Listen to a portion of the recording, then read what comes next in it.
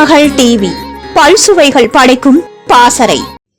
1960 மற்றும் 70களில் தென்னிந்திய சினிமாவில் கதாநாயகியாக கொடிகட்டி பறந்தவர் நடிகை சரோஜா தேவி.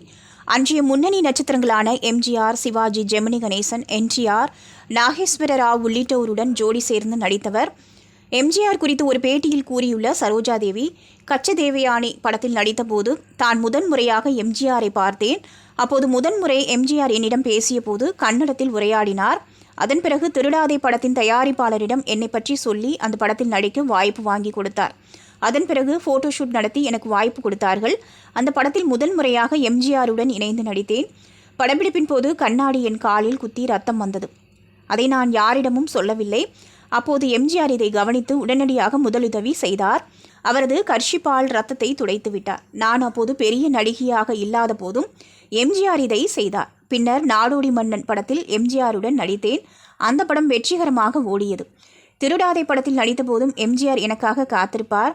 எம்ஜிஆருடன் 26 படங்களில் ஜோடியாக நடித்துள்ளேன். எம்ஜிஆர் என்னுடைய அன்பு தெய்வம் என்று கூறியுள்ளார். எம்ஜிஆருடன் நானே தொடர்ந்து நடித்து வந்ததால் பிற நட்சத்திரங்கள் அதை பற்றி பேசத் தொடங்கினார். அதனால்தான் வேட்டைக்காரன் படத்தில் எம்ஜிஆருடன் நடிக்கவில்லை. சின்னப்பதேவர், எம்ஜிஆர் எல்லாம் எனது கால்ஷீட்டுக்கு ஏற்ப எனக்கு ஒத்துழைத்தனர். கால்ஷீட் இல்லாததால் ஜெய்சங்கருடன் மட்டும் ஜோடியாக நடிக்கவில்லை என்று சரோஜா தேவி கூறியுள்ளார்.